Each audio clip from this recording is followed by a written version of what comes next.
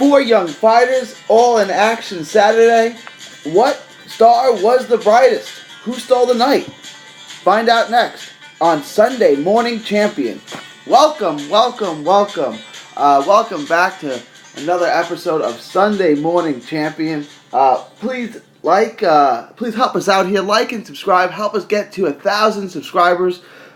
Please leave a comment below as well. Let us know what you think of the show and the direction that we're going, and leave any thoughts or comments that you may have. What a great night of boxing it was this Saturday on both sides of the pond. Four young fighters all in action. 2 in Oklahoma and 2 more in Belfast. Let's get to Oklahoma first. The Sooner State. In the main event, the 6'3" Gilberto Ramirez. What can we say? He's really big, and he may be a bit overrated. He's physically awesome, right? He's physically intimidating looking. He's 6'3", long, big, powerful, super middleweight. They kept saying on the broadcast that he looks like if he grew up in the United States, he'd be a linebacker or a basketball player. He's a big dude. We can't believe he shrinks down to 168. We'd love to know what he walks around at. Back in the 60s, this guy would have been a heavyweight. I mean, this guy is one of the biggest super middleweights we've ever seen. We don't know how long he could stay at the weight class. Eventually, we'd imagine he'd have to go up to 175, but he picked up another win. Let's get to that first. We think he's a bit overrated, but let's put that to the side. He got a win. Beat a fighter, Romero Angulo, who no one's ever heard of. Angulo looked like he had a little pop, good right hand, decent fighter, different level. Was probably shouldn't have been in the ring with Ramirez, with a world champion, but he accounted for himself okay. As for the fight itself, Ramirez won a wide decision. Maybe lost one round in the fight. That's how we had it. We had it 11-1. Let us know what you think. Did you have it a little closer than that? Because we were in line with the judges. But I've heard some people say that they had it a bit closer, maybe 4 rounds or so for Angulo. So let us know what you think. Ramirez basically won the rounds on activity. He boxed well from the outside. For a big guy, Ramirez is light on his feet, flicks the jab real well. Good footwork, throws pretty good combinations. But at a world-class level, we don't know, and especially in a crowded 168 division with a lot of good fighters, we just don't know how he separates himself. He picked up the wide decision. He did everything he needed to do to get the win. It wasn't really competitive. It wasn't really close. He won on output. But we're wondering, is he the weak link at 168? 168 is incredibly loaded. You have Uzcategui, DeGale, Benavidez, the Durrell brothers, Andre and Anthony. You have a bunch of good fighters in that division. We think they'd all outbox Ramirez. All of them. Ramirez is a good boxer. And let's call it what he is. Ramirez is not a big puncher. He's got, he is 27. Let's talk about what he is first, and then we'll get to what he isn't. He's 27. He's just entering his prime. He's huge. He's athletic. He's good on his feet. That's about it. We aren't that impressed. He doesn't really use his natural strength as he likes to box from the outside. He's not a big puncher. He's got one knockout in over, in almost 4 years. That's one knockout in his last 8 fights against pretty mediocre opponents. He beat Hart. That's really the best name on his resume. He beat Arthur Abraham, who was, 40 years old. The resume doesn't really scream at you, and he's not getting knockouts. So he's not a puncher. That's okay. He's not a come-forward fighter. He's not a bulldog like you may expect from a Mexican-American. We don't really see it with him. But we think any of the 168-pound champions would beat him. The Durrell brothers would beat him. Let us know what you think. He's hugely popular. He's already selling out or close to selling out pretty big venues. This was in Oklahoma City. at the Thunderdome where the Oklahoma City Thunder play.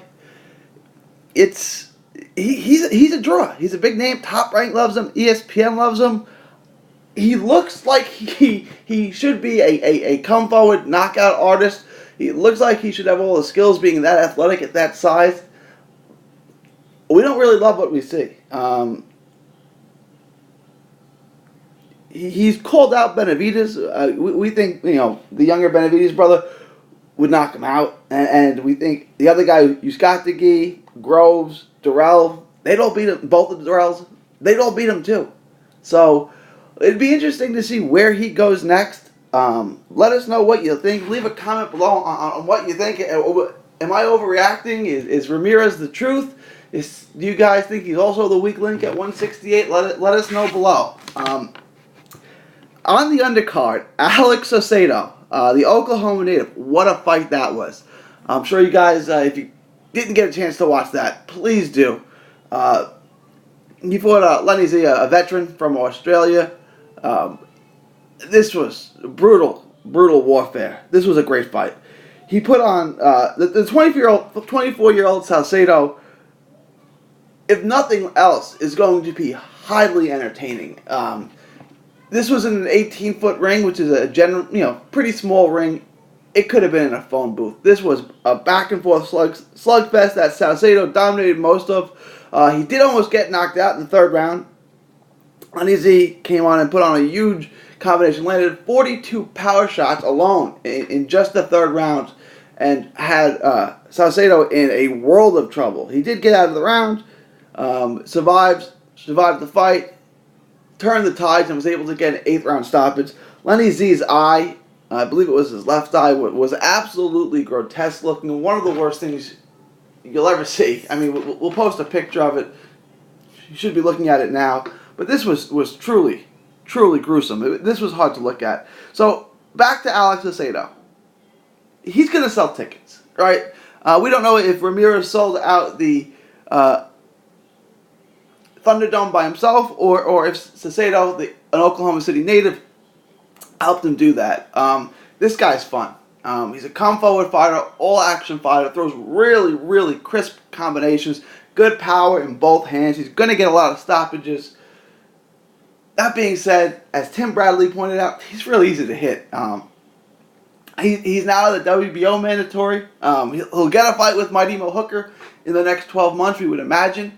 Don't know if he'll take anything from this point till then, but he is in line for that fight. We don't know. There's been no agreement or talks of a date or anything like that. He could beat Hooker. Hooker can be gotten to. We think Hooker outboxes him. We like Sal Sato. We're fans. We root for him. That being said, his stealing is pretty low. That is until he learns to duck, right? Until he learns how to move his head, until he picks up some head movement. We wouldn't pick him to beat Prograis, Ramirez, any of the top 140-pounders. We just can't see that right now. Hooker may be the weakest link at 140, but we still see Mighty Mo outboxing him and getting it done. If Mighty Mo can use his jab and use his range and keep him at range, he can outbox him. Now, that doesn't mean there won't be some scary moments for him, because this kid can crack. Sato can crack. He's a fun, entertaining fighter. We just don't know if he does enough things well. He's fun. He'll sell tickets. He'll make money. He'll be around. He'll be in the picture. He may at some point pick up a world title, but Arturo Gatti, and that's what people are gonna similar weight classes, similar styles, similar type fights, and that's who people are gonna compare him to. Obviously, Gatti picked up 2 world titles, so who knows? Right? I mean, he could pick up a strap somewhere, a WBA regular or something like that along the way. He is a good fighter, but at a world-class level, 140 has a bunch of good fighters in it, and we'd make him a prohibitive underdog against anyone in that division. Moving on to Belfast. On the undercard, our 2017 Best Fighter You've Never Heard Of award winner, Jono Karo, was in action, and we love it when the guy that we said you've never heard of before puts on a great performance, and then everyone's heard of him. 26-year-old left-hander from Dublin. Real good fighter, real complete fighter, real good offensive fighter, right? Come forward. He has this old school style. He throws a lot of punches. Excellent body work. Throws a right hook to the body. That's dynamite. Throws a good jab. Jabs his way in. He's constantly on the attack and constantly being aggressive. But he's also got good skills. He's just not a come forward mauler. He's a good boxer. He throws nice combinations. He talks about his amateur career where, as a little guy in the gym, he's about 5'3", 5'4". That the only person he could spar with was Katie Taylor, and Katie Taylor used to beat him up. So he learned some fundamentals. He's got a good skill set. He destroyed a fighter named Declan Garrity, who he beat in a controversial decision really early on in his career. He took care of him this time via 9th round stoppage. But again, he's a really complete offensive fighter. This is just his third knockout in his 16 wins. However, his last 2 fights, he won each of those by knockout. So out of his first 14 fights, he had just 1 knockout, and then he's picked up 2 knockouts in his last 2 fights against increasingly difficult competition. The reason for that is if you go back and you watch his earlier fights, the first fight against Declan Garrity, for example, he really does not sit down on his punches. He just kind of wings them, right? Now he sits down, he takes his time. He still throws a lot of punches. He's not highly selective in the punches that he throws, but he sits down, and you can see that there's a lot more torque, a lot more power on his shots, especially the body shots. He landed some excellent body shots. Dropped Garrity in the 3rd round, almost finished him in the 8th, and then they quickly waved it off in the 9th. He's 26. He's about a year away from a world title. So like I said, last year he won our Best Fighter You've Never Heard of award. And this year he's in line to win the Prospect of the Year. In all seriousness, the kid is that good. If you haven't watched him, please go to YouTube. Check it out. Jono Karo versus Declan Garrity. It's the rematch. The first fight took place, I think, 4 years ago. But check that out. Let us know what you think. We believe that Jono Karo is the best prospect in all of Ireland. And let us know what you think. We just said that. That's right. We just went there. In the main event of this card in Belfast, Mick Conlan, Irish Mick Conlan, did not impress us at all.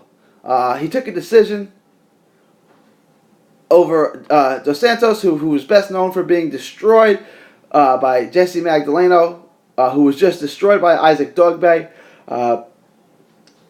We've said this after every single one of his fights that we've seen him in. We're just really not impressed. The kid's got good footwork. He's fundamentally sound. We're talking about Conlan. We just don't see how he puts it together. Dos Santos is a Brazilian fighter who's lost every decent fighter he's been in the ring with.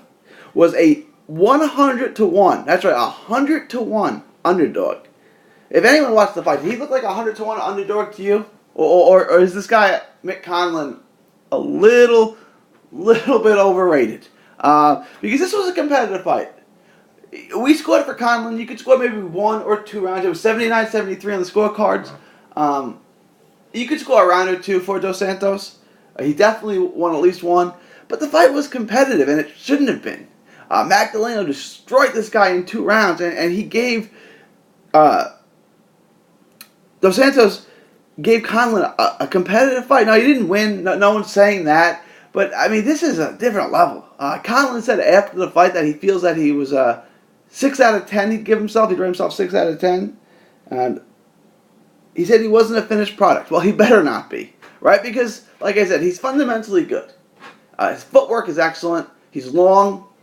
He throws crisp combinations. His combinations are good. His hand speed is not blazing, but it's good. He's not a puncher. Let's put that to bed right now. We kind of feel like he's a Luke Campbell. I mean, that's a good fighter. But to say that this guy's the future or the hype that they're building him out of, if he's going to have a career like Luke Campbell, would you write home about that? I mean, he's good. Again, we think Jono Karo is a better prospect. We think Karo would beat him. Let us know what you think. Am I being crazy here? We really don't see. This is something great to leave in the comments. Let us know. What do you see that Conlan does that makes him this great prospect, that makes him the star in the making? Right? Karo's got the style. He's Irish. He's got the gift of gab. Like I said, he's fan friendly. He's always bringing the pressure. We think Karo could be a bigger star in the U.S. in places like New York or Boston or Chicago with big Irish populations. They love to come out and support their fighter. We think Karo's the biggest star. Conlan, yeah, he's got the name, but what does he do that impresses you? And what separates him? What makes him a world-class fighter? Because we don't see it. If you see it, see what it is, let us know in the comments. We're willing to have this discussion and know what you think. Maybe we go back, watch his fights, and see what you're talking about. See what we're missing. But Dos Santos didn't care about any hype that Conlan came with us. He gave him life and death. He gave him a real... I shouldn't say that. He gave him a good fight. Challenged him. Made him work. So that was the 4 stars that fought this past Saturday. You had in Oklahoma City, Gilberto Ramirez and Alex Sal Sato. And then in Belfast, Ireland, you had Conlan. And then you had Jono Karo, the guy that we think stole the night, the best star, who will have the brightest future, is Jono Karo, believe it or not, the guy that comes with the least amount of hype. Again, help us get to 1,000 subscribers. Please like and subscribe. Leave a comment.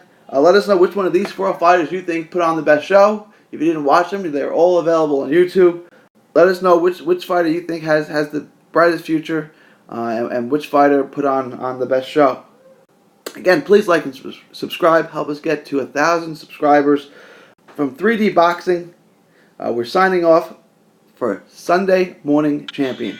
Thank you, and God bless. Enjoy 3D Boxing vlog videos? Show us some love by clicking the like button.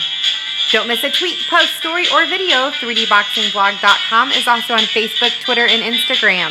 Hit the subscribe button now to stay inside the ring.